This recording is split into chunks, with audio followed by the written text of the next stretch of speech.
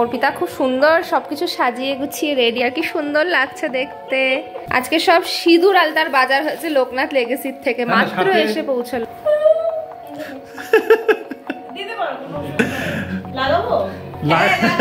আরে আমার জিগাই নাকি এসবে, ওটা আমির খেলাইতেছে, ফটোশুট চলতেছে। কবে যাবো নিজের বিয়ের জন্য শুট বানাতে আসবো? সত্যি তোমরা তাড়াতাড়ি চেষ্টা করো। তোমরা মানে কি?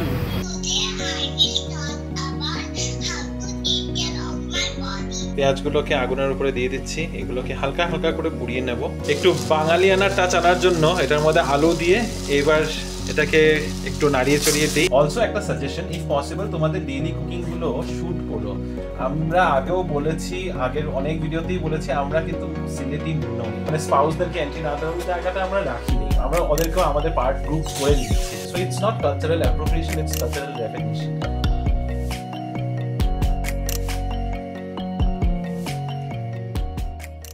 Hello BB family, good evening and welcome back to the channel. আজ হচ্ছে মঙ্গলবার আর আবারও আজকে ব্লগটা শুরু করছি অফিস থেকে ফেরার পর। এখন দুজনেই বাইরে হাঁটাহাঁটি করছি, কিন্তু না হাঁটাহাঁটি শুধু করতে বের হইনি। যাচ্ছি কিসে? কোথায়? কিসে কেন বললাম, কোথায়?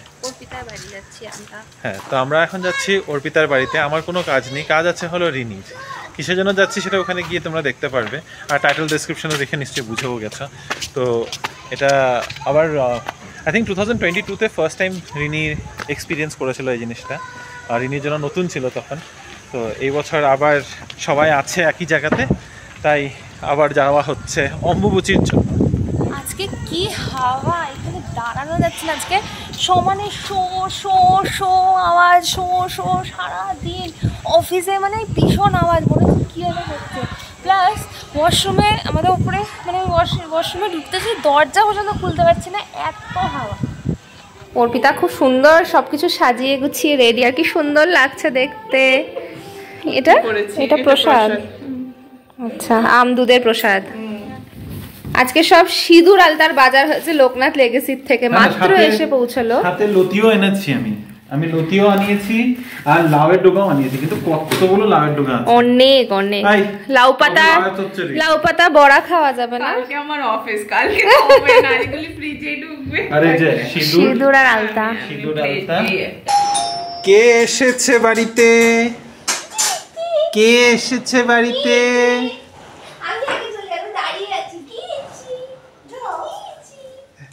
কে এসেছে বাড়িতে?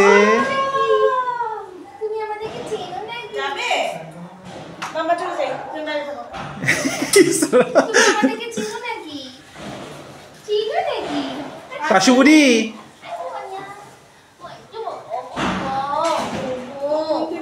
কতগুলো দাঁত, বড় বড় দাঁত, দুইটাই দাঁত খরগোশ হয়ে গেছে। এই যে খরগোশের কান।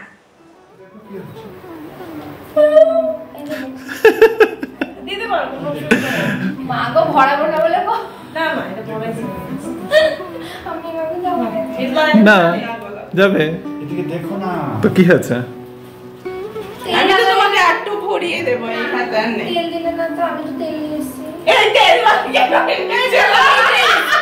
এই লোকটা আমি জানি না তেল সিঁদুরই দেয়, জানি ড্রাইও আছে। এটার মধ্যে একটু গুঁড়া দিয়ে দাও। আচ্ছা, আমার কাছে ঠাকুরের তেল আছে, যা শুধু তো মিশাম যেত না, একটু লাগিয়ে দিলেই হবে।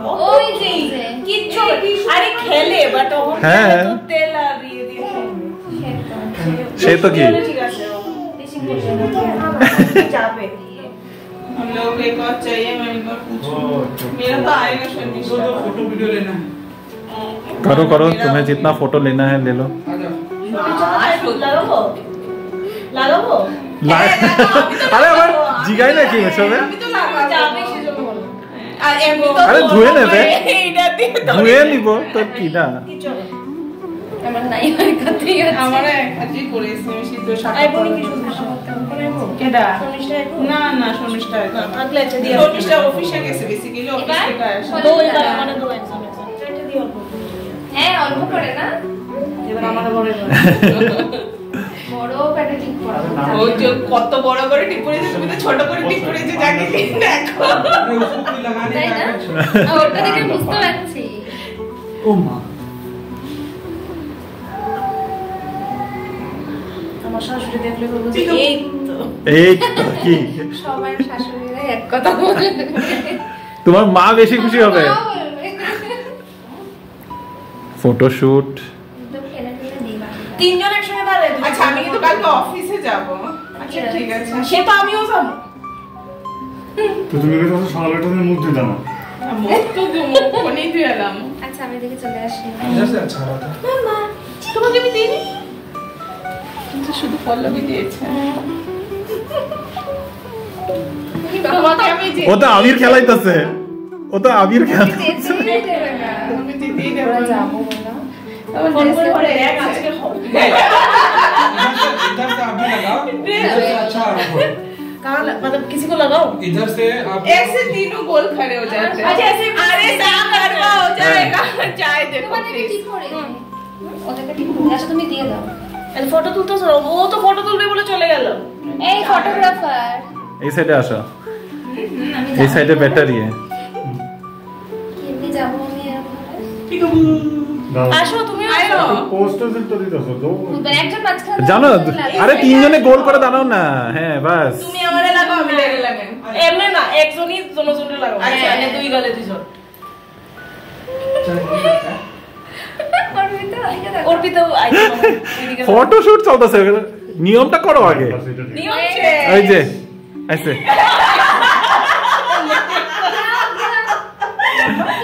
ये वही मामा फेस फेस फेस ये करो तो रिकॉग्नाइज। গেছে টেডি বিয়ার ধরবো। আশুপুরি ইস পান্ডাটার ঘেটে ধরে একদম পুরা। আমি শুধু ধইরা বইছি। এই কোনায় যাও, কোনায় কোনায়।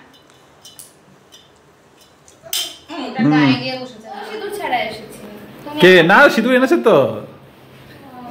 আরে আমি যেন না সিঁদুর নিয়ে চলে এসেছিলাম, যে আবার চলে গেছি ঘরে, আবার নিয়ে এসেছি। কোনো ব্যাপার না, আমরা এখানেই আছি, তুমি পরে এসে আবার দিতে ঠিক আছে। পারতে। হ্যাঁ সেটা ওইটা না, ওইটা না। জানিনি, পরানোরটা। এ সামনে ভূত বানিও না আমার। তোমার আর বাকি নাই তো, ভূত বানানোর হয়ে গেছে। দাঁড়াও তোমার সাথে এই প্রতিশোধটা হবে আমার। তাহলে আমি খাতা খুলে বসবো প্রতিশোধ।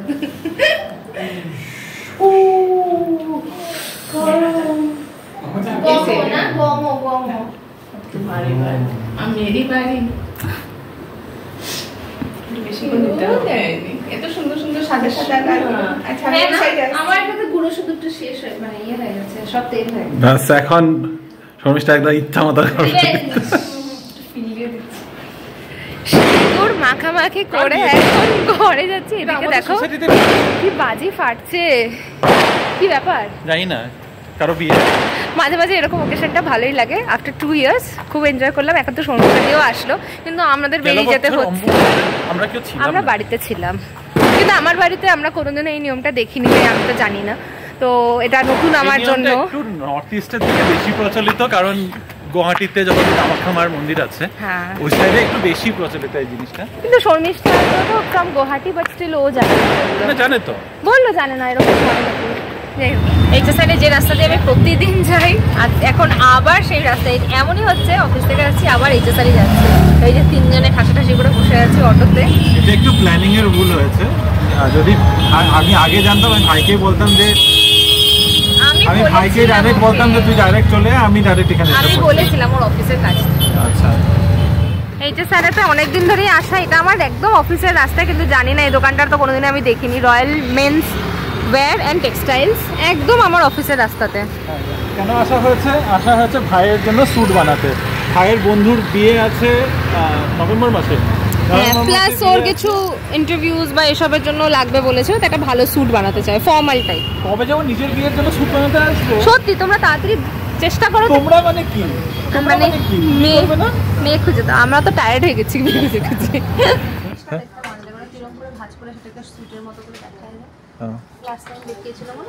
হ্যাঁ, তখন ওর স্যুট বানাতেই আমরা গিয়েছিলাম আমাদের রিসেপশনের রিসেপশনের স্যুটে। ভাইয়ের একটা লাইট কালারের উপরে লাগে, হ্যাঁ একটা ভালো লাগছে, স্মার্ট লাগছে। 9:20 বাজে এখন, আমাদের এখনো স্যুট বানাতে দেওয়া হয়নি, রাস্তায় হাঁটছি। কারণ কি, যে দোকানে আমরা গেলাম সেখানে প্রচুর দাম বলছে, তোমার বিশ্বাস করবে না, 10,000 টাকা বলছে। কিন্তু কাপড়টা যে খুব রেমন্সেরই কাপড়, বাট স্টিল কাপড়টা যে খুব আহামরি সেটা নয়। 10,000 টাকা দিলে একটু তো আরেকটু বেটার কোয়ালিটি এক্সপেক্ট করাই যায়। তো ব্যাঙ্গালোরটা বলে না পুরো চোরের জায়গা হয়ে গেছে, সব কিছুর দাম বেশি, যেটাই নিতে যাবে যেটাই ধরতে যাবে অতিরিক্ত দাম। যদিও আমরা অনেকগুলো খবর পেয়েছি যেখানে 4,500 করে মেকিং চার্জ নিচ্ছে, নট শিওর কেমন কি। 6,000 এর মেকিং চার্জেরও, মানে আমরা যেখানটাতে গেলাম ওরা 6,000 7,000 শুধু 2 পিসের মেকিং চার্জ নিচ্ছে। তো বুঝতেই পারছো কি অবস্থা। এখনও বাড়িতে গিয়ে না মাংস বানাতে হবে, কারণ আজকে অম্বুবাচীর যেহেতু ব্যাপার আছে, আর আজকের দিনে নাকি ভেজ খাওয়া যাবে না, নন ভেজ খেতেই হবে আমাদের। তো সেটাও বাকি আছে, কিন্তু বাজে হলো গিয়ে 9:20। একটু টায়ার্ড লাগছে, চোখ ফোক লাল হয়েই গেছে অলরেডি। আর এইচএসআরের রাস্তা এখন অনেকটাই ফাঁকা। দেখি আরও একটা স্টোরে যাচ্ছি, কতক্ষণে কি কমপ্লিট হয় দেখা যাক।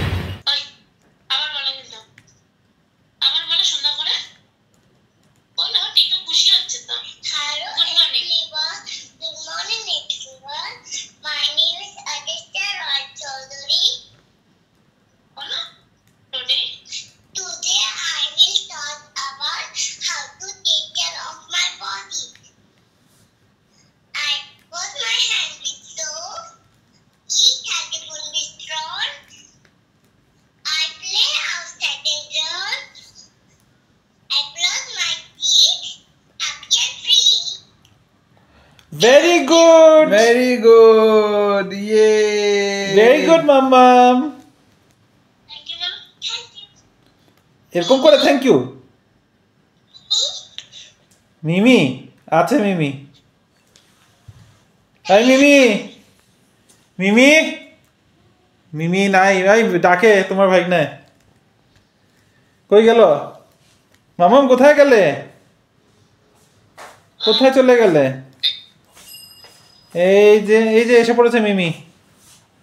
আমি কিছু একটা শুনছিলাম। ও আজকে স্পিচ দিয়েছে, how to take care of my body. আবার দেখ মিমি এসে তখন আর কইতেও লাগে না, আবার রিপিট এমনি করতেছে। আমরা বাইরের থেকে ঘুরে টুরে বাড়ি ফিরলাম, আর বাড়ি ফিরেছি যে অনেকটা লেট হয়ে গেছে, 10টা বেজে গেছে, রান্না বান্না বাকি রয়েছে। আজকে অফিস থেকে আসার সময় লোকাল মুরগি নিয়ে এসেছিলাম, নাটি চিকেন নিয়ে এসেছি। তো নাটি চিকেন এখন রান্না করতে হবে। সবকিছুর মাঝখানে মানে একটু ঘেটে গেছে। অর্পিতাদের বাড়ি যাওয়ারও প্ল্যানটা ছিল একটু আগে, 6:30 পৌনে 7টা নাগাদ যাওয়ার কথা ছিল, সেটাও হতে হতে 7:30 বেজে গেছে। তারপর রান্না বসাবো প্ল্যান ছিল তাড়াতাড়ি, সেটাও হলো না। ভাইয়ের সাথে যাওয়াটাও দেরি হয়ে গেল, সব দিকে ঘেটে গেছে। যাই হোক, এখন যেটা শুনছিলে পুচকুর আওয়াজ, সেটা শুনলেই ও কি বললো। আজকে একটা স্কুলের মধ্যে একটা কোনো স্পিচ টাইপের কিছু ছিল। যাই হোক, অনেক কিছু শিখছে নতুন নতুন। আর আমি আজকে একটা নতুন রেসিপি শিখেছি, যেটা আমাকে রিনি সেন্ড করেছিল, রিনি দেখিয়েছে। পোড়া চিকেন, পোড়া মশলা দিয়ে চিকেন। তো আমার খুব ইচ্ছা ছিল বানানোর, মানে অ্যাকচুয়ালি চিকেনটা আনার পরে রিনি আমাকে বলেছে যে এরকমভাবে বানাবো, কিন্তু লেট হয়ে গেছে, তবু বানাবো। রিনি বারে বারে বলে যাচ্ছে বানাতে না, বানাবো কি বানাবো না, তাই তোমার ব্যাপার, তা আমারই ব্যাপার যখন, তা আমি বানিয়ে ফেলি, একটু দেরি হবে, কোনো ব্যাপার না। পোড়া মশলার চিকেন বানানোর জন্য আগে তো মশলাটাকে পুড়িয়ে নিতে হবে। তো মশলার মধ্যে পেঁয়াজ আছে, পেঁয়াজগুলোকে আগুনের উপরে দিয়ে দিচ্ছি, এগুলোকে হালকা হালকা করে পুড়িয়ে নেব। তার সাথে টমেটো রয়েছে, একটা গোটা রসুন, একটা 1 ইঞ্চির মতো আদা, আর সাথে কিছু কাঁচা লঙ্কা। এগুলোকে একটু আগুনের উপরে পুড়িয়ে নেব, যে একটু উপরটা পুড়ে যাবে আর একটু নরম হয়ে যাবে। আঁচটা একটু কমিয়ে দিই, এটা নরম হয়ে গেলে তারপরে এটা একটা পেস্ট বানিয়ে নেবো। আর এটা যতক্ষণে পুড়ছে, রেডি হচ্ছে, এদিকে চিকেনটা ধুয়ে নিয়েছি, এটাকে মেখে নেবো একটু গোলমরিচ, একটু জিঞ্জার গার্লিক পেস্ট আর নুন দিয়ে। টমেটো, পেঁয়াজ, লঙ্কা সবটাই এরকম স্মোকি ফ্লেভার আনার জন্য, যেরকম ভাবে মোমোর চাটনি হয় আর কি, সেটাই করা হচ্ছে। হ্যাঁ, টমেটোটা পুড়িয়েই তো করে। হ্যাঁ, টমেটোটা পুড়িয়ে করে, তবে আদাটা হচ্ছে অপশনাল। আদাটা যদি তোমরা স্কিপ করতে চাও করতেই পারো, আমি একটু আদা অ্যাড করছি। রসুনও যদি তোমরা বেশি পরিমাণ দিতে চাও সেটাও করতে পারো। রসুনটা দিলে ভালো লাগে খেতে, এই ধরনের, মানে এই ধরনের প্রিপারেশনে আই থিংক স্মোকি ফ্লেভারটা ভালো লাগে। এগুলো want me to put some more garlic? I can add. We have lots of garlic. We have. But না ঠিক আছে, না ঠিক আছে। Let's add. চিকেন মেখে নিয়েছি, চিকেন অনেকক্ষণ ধরে মাখা রয়েছে, ততক্ষণে এটা পুড়িয়ে পেস্ট করে বাটাটাও রেডি করে নিয়েছি। এবার প্রথমে চিকেনে সরষা তেল গরম করে প্রেসার কুকারের মধ্যে চিকেনটাকে ঢেলে একটু ভেজে নেব।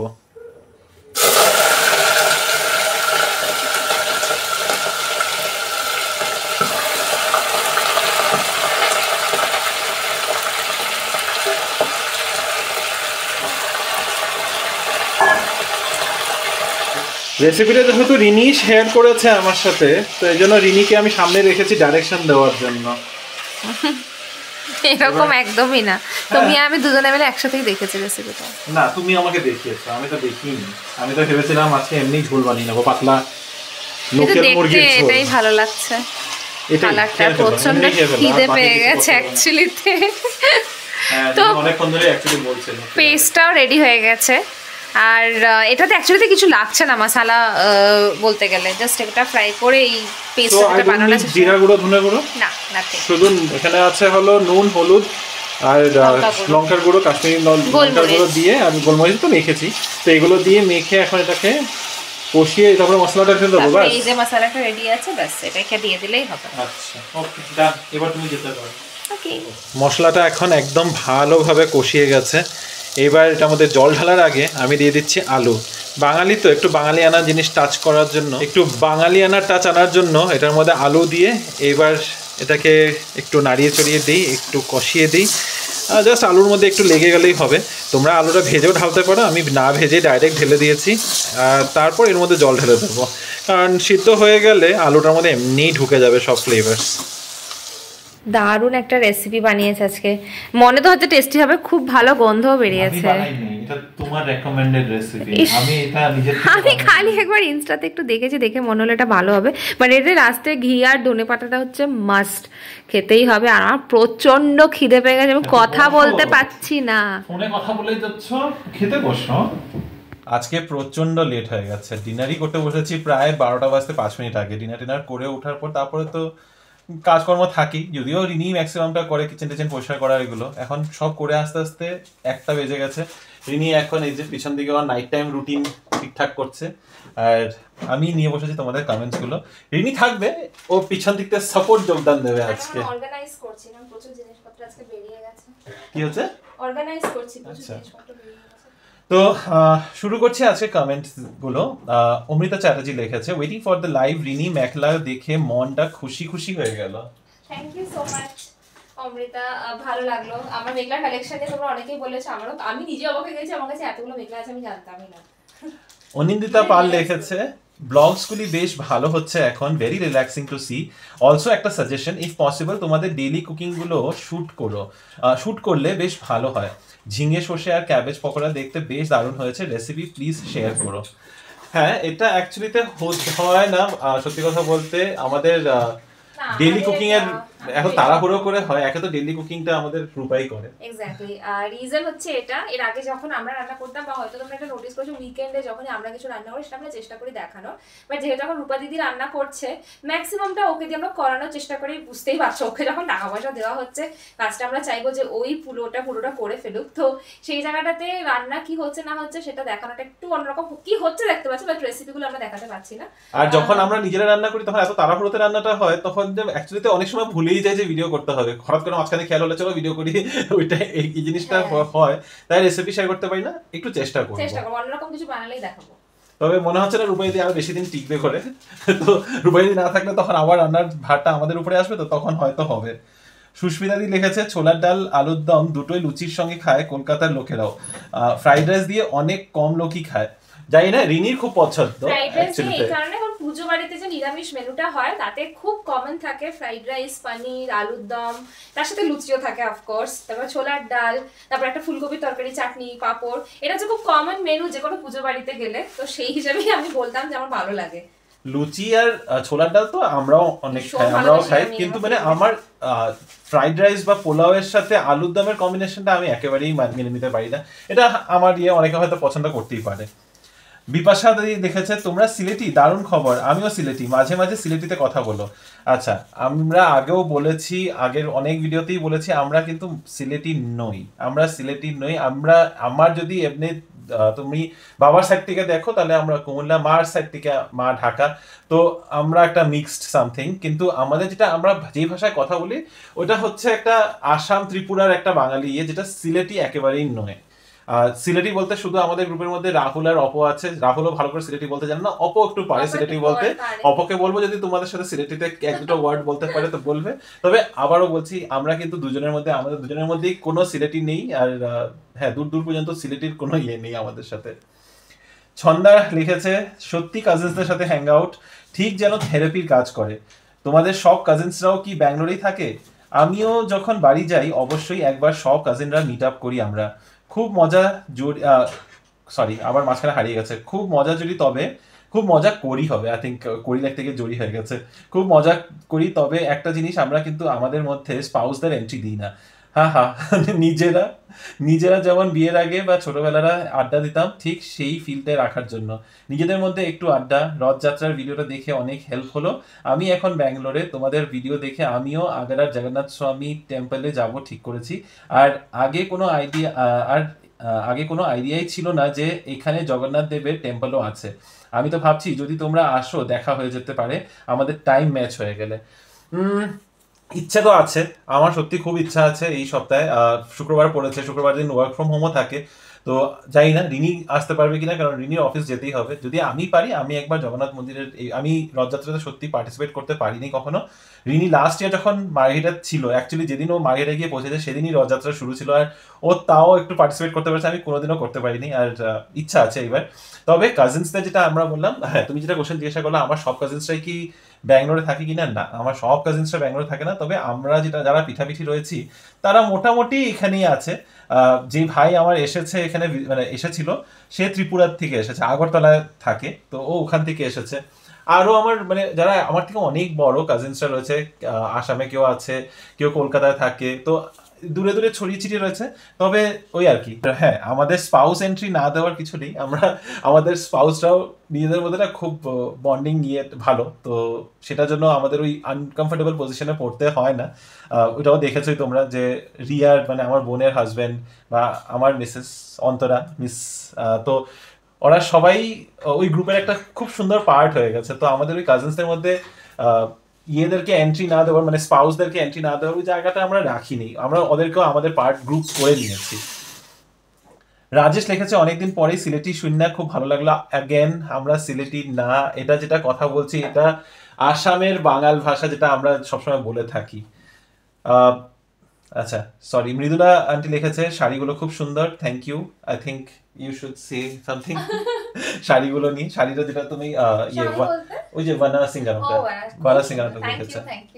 শর্মিলা আন্টি লিখেছে নিউ মেখলা কালেকশন হল, নিউ তো না এগুলো সবই পুরনো, তবে হ্যাঁ হলটা ফার্স্ট টাইম দেখানো হলো। Rajesh লিখেছে so proud of you Shubhajit da and Bodhi that you have introduced the very respected Mekhla Chador of Okhom. I am sure that this will spread out ethnic wear to the world. I hope so. I mean we are also proud. I am very proud of belonging from Assam. He is already famous worldwide. Shanghamitra বলে একজন designer আছেন, তিনি তো মানে ভীষণই famous. শঙ্খমিত্রাই না সঞ্জুক্তা তোমরা দেখেছো বলিউডের অনেক স্টারসদের নিয়েও ল্যাকমে ফ্যাশন উইকে পার্টিসিপেট করে, সবকিছুতেই মেখলা চাদর ভীষণ ভাবে প্রমোট করে আমি বলবো, এবং সত্যি এটা একটা ভীষণ সুন্দর ভীষণ এলিগেন্ট লাগে দেখতে। সঙ্গীতা মাইতি লিখেছে মেখলা আমার কাছেও জানো দুটো আছে বলতে পারো, ভালো লাগে স্টক করতে। তুমি লাস্ট যে মেখলাটা দেখাচ্ছিলে আই থিঙ্ক পিঙ্ক কালার, খুব ভালো লেগেছিল। বাট শাড়ি মেখলা আমি কিছুই পরতে পারি না, বাট শাড়ি মেখলা দেখে কিনতে ইচ্ছে করে, বাট ওই পরে পরে নষ্ট হচ্ছে। ভালো যখন লাগে তা আমি বলবো শিখেই নাও, it's not a very big thing, খুব ডিফিকাল্ট কিছুই না। আজকাল তো শাড়ি ড্রেপিংও ইউটিউবে very much available. Dolly Jain ভীষণ সুন্দর করে শাড়ি পরা শেখায়, আর ওটা দেখতে খুব ভালো লাগে, আমি ফলো করি ওনাকে। এছাড়াও মেখলার একটা ভিডিও আমি ডেফিনেটলি শেয়ার করবো, মেখলা ড্রেপিং আমি বুঝতে পেরেছি অনেক, এটা শুধু তোমার নয়, এরকম আমারও ফ্রেন্ড সার্কেলে রয়েছে যাদের কাছে মেখলা আছে, বাট তারা অ্যাকচুয়ালিতে জানে না প্রসেস। অবভিয়াসলি আমিও জানতাম না, আমার যবে আসামে বিয়ে হয়েছে তারপরে আমি এটা শিখেছি, এবং অবভিয়াসলি এটা একটা প্র্যাকটিসের উপর চলে আসে, করতে করতে হয়ে যাবে। সঙ্গীতা আবার লিখেছে একবার মেখলা ড্রেপিংটা একটা ভিডিও করো প্লিজ। তো তুমি অলরেডি রিপ্লাই দিয়ে দিয়েছো। অনেকেই বলেছে, মানে ইভেন একজন আমার থেকে কিনেওছে, সেও এটাই জানতে চেয়েছিল। সুস্মিতা ভট্টাচার্য লিখেছে আমিও মেখলা নিতে চাই, আমি ব্যাঙ্গালোরেই থাকি, so please inform me when stocks will arrive because I am also from Assam. Whether you are from Assam or anywhere else, it's দেখো এটার মধ্যে কোনো এরকম ইয়ে নেই যে আসাম থেকে হলেই তুমি শুধু মেখলা পড়তে পারবে বা একটা পার্টিকুলার রিজনের হলেই ওই রিজনের শাড়ি পরতে পারবে। Sari this is kind of sari only, আসামের শাড়ি এটা। তো তোমরা যদি চাও, তোমরা শাড়ির প্রতি ভালোবাসা থাকলে তোমরা যে কোনো জায়গার শাড়ি ট্রাই করতে পারো। এরকম তো নয় যে কেরালা কটন শুধু কেরালা মানুষরা পরবে বা কাঞ্চিপুরমের মানুষরাই শুধু কাঞ্জিপুরম শাড়ি পরবে। তো নেক্সট কমেন্ট হচ্ছে সুস্মিতা দি লিখেছে ব্ল্যাক মেখলাটা খুব পছন্দ হয়েছে তোমার। ব্ল্যাক মেখলাটা খুব ভালো, আগের বছর পূজোতে পরেছিলাম আমি। আচ্ছা, সুস্মিতা দির আবার 2-3টা কমেন্ট আছে ব্যাক টু ব্যাক, আমি এক একটা করে পড়ছি। আর this mekhela comes with blouse piece too? Yes, blouse piece সবগুলোতেই থাকে এবং তাতে পাড়ও আলাদা করে থাকে। তো সবগুলোতে থাকে, যদি কোনোটাতে না থাকে সেটা আলাদা করে মেনশন, কিন্তু ম্যাক্সিমাম মেখলা চাদরের সাথেই ব্লাউজ পিস আসে। নো 365 ডেজ কমপ্লিট করলে কি ইউটিউব কিছু ডিল দেয়? না, এরকম কিছু ডিল দেয় না আমাদেরকে। ওটা জাস্ট একটা কনসিস্টেন্সির জন্য, যেটা আমি বলেছিলাম যে আমরা লাস্ট 52-53 ডেজ ধরে কন্টিনিউয়াসলি ভিডিও করে যাচ্ছি। এটা জাস্ট আমাদের একটা ইয়ে, কারণ আমরা এত কন্টিনিউয়াসলি করতে পারছিলাম না। রনিত লিখেছে আচ্ছা রিনিদি, পড়তে বসে ভিডিও শুট করতে থাকলে কি পড়া কি হয়? আর এই যেমন আমি পড়তে পড়তে ভিডিওটা দেখছিলাম, আমি জানি আমার পড়া হচ্ছে না এই মুহূর্তে। আচ্ছা, তুমি হয়তো ভিডিওটা দেখেছো মেবি 15 মিনিটস। আমার ভিডিওটা যেটা আমি শুট করি সেটা হার্ডলি 30 সেকেন্ডসও ছিল না। তো ইয়েস, তাতে আমার কোনো অসুবিধা হয়নি। আর তখন তোমার অলমোস্ট শেষ, মানে তুমি যে ছুটি আসছিল যখন, তখনই ভিডিওটা took 30 seconds। আর আজকে লাস্ট কমেন্ট হচ্ছে মৌসুমী পান্ডা লিখেছে হ্যালো, আমার একটা জেনুইন কোশ্চেন ছিল, বেঙ্গলিজ মেখলা চাদর পরলে সরি আরেকবার পড়ছি, হ্যাঁ আমি মানে স্টেটমেন্টটা ঠিকঠাক ইয়ে করতে পারি না। মৌসুমী পান্ডা লিখেছে হ্যালো, আমার একটা জেনুইন কোশ্চেন ছিল, বেঙ্গলিজ মেখলা চাদর পরলে কোনো আপত্তি হবে কি? অনেক লোক বলে এইসব জিনিসকে কি কালচারাল অ্যাপ্রোপ্রিয়েশন করা এটসেট্রা এটসেট্রা, আপনাদের কি মনে হয় এই ব্যাপারে? অলরেডি বলে দিয়েছি এই ব্যাপারটা যে আমি তো এটাতে ভীষণ স্ট্রং ভাবে এগেইনস্টেই বলবো। কারণ আমরা যদি আমরা ইন্ডিয়ান, আমাদের সবারই এথনিক ওয়্যার বলতে আমরা সবটাই যে কোনো এথনিক ওয়্যারটাকেই বুঝি।